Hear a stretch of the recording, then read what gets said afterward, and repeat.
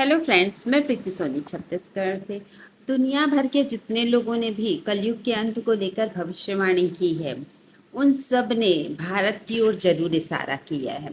सब ने यही कहा कि बहुत बुरा समय आएगा, ऐसी स्थिति बच जाएगी कि मानवता पूरी तरह खतरे में पड़ जाएगी। उस समय भारत का ही कोई आकर इसे संभालेगा या इसे शांत करेगा। तो बाकी लोगों को तो लगता है कि भारत में एक बहुत ही संत जैसे किसी का जन्म होगा और वही इसकी बागडोर संभालेगा, लेकिन हम लोगों को मालूम है वो कल के अवतार होंगे जो ये सब कुछ संभालेंगे। और इसमें आश्चर्य की बात ये है कि मिस्र के पिरामिड में भी इसका उल्लेख है। मतलब पिरामिडों में भी ये बताया गया है कि ऐसा बुरा समय आने वाला है और इसको संभालने के लिए कोई भारत का ही सामने आएगा। यानी ये जो अभी हड़कंप मचेगा, भूचाल सा आएगा, वो पूरी दुनिया के लिए आएगा, है ना। और लोगों को इतनी ज़्यादा प्रॉब्लम होगी जो हमने कभी ना देखी ना सुनी होगी। हम लोगों को तो अभी बस लग रहा है ये कहानी जैसे स्टोरी जैसी लग रही है, लेकिन कुछ संकेत तो अभी आप भी देख चुके हैं। और जैसे अभी आप देख रहे हैं, हमने बताया था कि अभी मई में काफ़ी जगह पे आग लगेगी, और आपने बहुत सारी जगहों के बारे में पढ़ा सुना होगा कि कितनी आग लग रही है दुनिया में। और आग के साथ साथ बारिश का भी माहौल रहेगा, है ना। ऐसा नहीं है कि सिर्फ आग लगेगी, पानी भी काफ़ी तबाही मचाएगी। तो आपने भी ये देखा है कि अभी कितनी आग लग रही है। और मई और जून ये तो सिर्फ ट्रेलर है ज्योतिष के अनुसार। इसके बाद आगे का तो बहुत ही ज़्यादा खतरनाक सिचुएशन बनेगी जो अक्टूबर नवंबर दिसंबर में होना है। और ये बात सिर्फ हम ही नहीं कहते, भारत के लोग ही ये भविष्यवाणी नहीं करते, पूरी दुनिया ने ये भविष्यवाणी कर रखी है। और आप देख रहे हैं कितने लोगों ने कोशिश की कि भारत में ऐसा कोई ना आए, भारत को पूरी तरीके से बर्बाद कर दिया जाए, इनका सब कुछ पूरी तरीके से हिंदू धर्म से हटा दिया जाए। कितने सारे जो मुगल आए उन लोगों ने हमारे मंदिर तोड़े। मंदिर तोड़ के, बाबर ने ही तो मंदिर तोड़े, राम मंदिर जिसको हटा करके फिर बाबरी मस्जिद बना दिया। वहाँ पर था राम मंदिर, कितने सबूत मांगे गए हमसे कि राम जी कभी हुए थे या नहीं। इसी तरीके से औरंगजेब ने कितने ज़्यादा मंदिर तोड़े थे, है ना। और सबसे ज़्यादा तो इन्हीं का नाम आता है। और उससे भी ज़्यादा बहुत सारे मुगल आए और इन लोगों ने काफ़ी सारे मंदिरों को लूटने की कोशिश की गई। मतलब ये बता रहा है कि हमारा जो मंदिर है वो आकर्षण का केंद्र शुरू से ही रहा है। कहते हैं ना, भारत जो है पूरे विश्व की आत्मा है। अगर आत्मा ही नहीं रहेगी तो वो विश्व कैसा रहेगा। इसलिए बहुत सारे मुगल भी ये बात मानते थे कि अगर भारत नहीं रहेगा तो ये विश्व नहीं बच सकता, ये दुनिया ही नहीं टिकेगी अगर भारत ही नहीं रहेगा। तो इसलिए इन लोगों ने क्या किया, हम लोगों को ख़त्म करने की तो बहुत कोशिश की गई, आपने भी देखा होगा, हम लोगों को धर्म से हटाने की। लेकिन फिर भी कहते हैं ना, भगवान को कुछ और मंजूर था। आपने सोमनाथ को देखा है, कितनी बार उस पर आक्रमण हुआ, कितना ज़्यादा उसको तोड़ने की कोशिश की गई, लेकिन फिर भी कोई उसका बाल बाका नहीं कर सका। और अभी के टाइम पे वापस सारी जगह पे मंदिर जो है बनाए जा रहे हैं ना। जैसे ही राम मंदिर बनना शुरू हुआ, हिंदुओं की आस्था जागने लगी और बहुत सारे जगह पर उन लोगों को पता चला कि जहाँ पे मस्जिद है, एक्चुअली वहाँ तो पहले से ही हिंदुओं का मंदिर था, कहीं पर शिवलिंग था, कहीं सरस्वती माता का मंदिर था।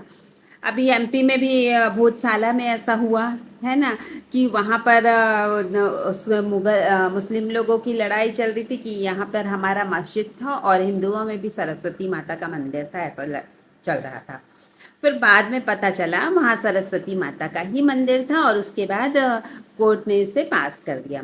तो आप सोचिए ये अभी के टाइम पे ही क्यों पता चल रहा है, ये सारी घटनाएं हो रही है, ये अभी के टाइम पे ही क्यों हो रही है। और एक बात हमने कही थी ना, जब सारे लोग कल्कि जी का नाम लेने लगे तब समझिएगा कि कल के अवतार आ रहे। तो अभी तो बहुत सारे लोग कल्कि जी के बारे में बात कर रहे हैं, भले कोई माने ना माने, क्योंकि देखो जो नास्तिक होगा वो ऐसे ही बात करेगा, अरे कुछ नहीं फालतू की बात है, पर बात करेगा कल्कि जी के बारे में, है ना। भले ही उनको उल्टे सीधे शब्द कहेगा, लेकिन बात तो वो कल्कि जी के बारे में करेगा। और उस दिन मैंने एक बच्चे से पूछा, कॉलेज की स्टूडेंट थी, है ना। तो उसने बताया कि हमारे कॉलेज में तो कल्कि जी की बातें होती रहती है। मैंने उससे पूछा था कि कल्कि जी के बारे में क्या सोचते हो, बोले हमारे कॉलेज में तो सभी बात करते रहते कल्कि जी के बारे में। मतलब ये बात स्कूल कॉलेज तक भी पहुंच गई। कुछ टाइम पहले मैंने एक बच्चे के मुंह से सुना था, अरे कल्कि जी आने वाले हैं, ऐसा करके कोई बात कर रहा था, दूसरे बच्चों को बता रहा था। यानी ये बात बच्चे बच्चों तक पहुंच गई है। और ये भविष्यवाणी का बहुत बड़ा संकेत है कि हर कोई जब कल्कि जी के बारे में बात करेगा तो समझ लेना कल्कि जी के आने का समय हो गया है। और एक बात भी हमने कहा था, युद्ध नहीं रुकेगा पूरी तरीके से, बस ऐसा लगेगा हम लोगों को कि युद्ध रुक गया, थोड़े टाइम स्थिर होगा फिर शुरू होगा, फिर स्थिर होगा फिर शुरू होगा। तो अब जो है बहुत तेजी से युद्ध होगा, बड़े पैमाने में होगा। अभी जो युद्ध होगा किसी का भी हो, चाहे अमेरिका ईरान का वापस स्टार्ट हो, जिसका भी युद्ध होगा अभी वो बहुत बड़े पैमाने पर होगा। और हो सकता है जून में ऐसी स्थिति बन रही है ग्रह नक्षत्रों के हिसाब से कि भारत में भी कोई और देश युद्ध कर सकता है। कहने का मतलब अभी का टाइम आपको ये 2 महीने साफ साफ आपको समझा देंगे कि कल्कि जी आ चुके हैं। इसीलिए ये सारी घटनाएं हो रही है, जो धार्मिक आध्यात्मिक घटनाएं हैं वो भी अभी के टाइम पे हो रही है, जो मंदिरों का बनना और लोगों का वापस से धर्म आस्था पर विश्वास आना।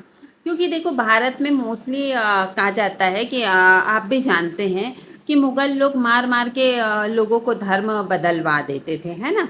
तो बहुत सारे यहाँ पर भी जो मुस्लिम है ना, मोस्टली हिंदू ही हैं, भले ही वो मुस्लिम किसी भी मजबूरी से किसी भी कारण से बन गए हैं, बाद में भले वो अपने आप को जो भी समझे।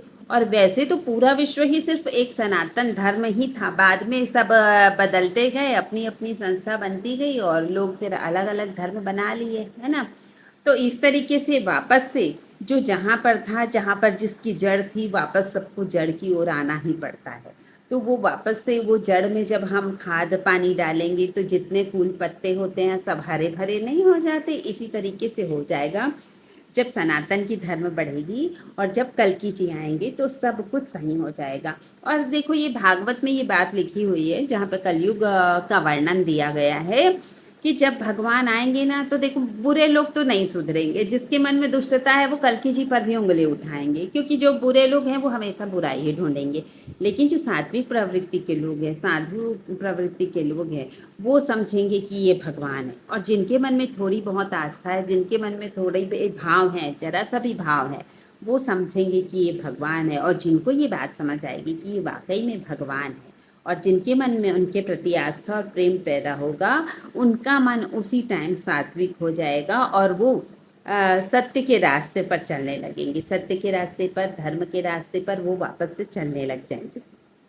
इस तरीके से नए युग की शुरुआत होगी, ये साफ साफ भागवत में लिखा है। और ये जो है भविष्यवाणी में भी कहा गया है कि जब कल्कि जी आएंगे तो सबका मन पवित्र होगा। तो वो स्वाभाविक बात है ना, अभी भी कोई इंसान हम लोगों के सामने अच्छा आता है तो हम लोगों का मन कितना पवित्र होने लगता है, उन लोगों को देखकर ही लगता है काश हम भी ऐसे होते, हम भी इस सत्य के रास्ते पर चलते। अभी भी आप ही सोचिए कि कभी भी आप कोई सीरियल देखते रहते हैं, उसमें कोई अच्छा इंसान हारता है तो कितना बुरा लगता है, कितना दुख होता है।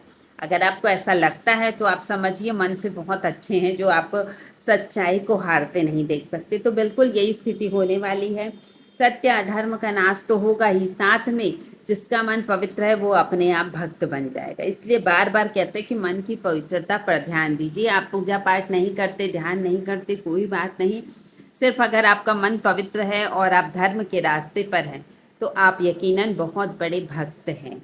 अगर आपको मेरी बात सही लगती है तो कमेंट करके मुझे ज़रूर बताइए।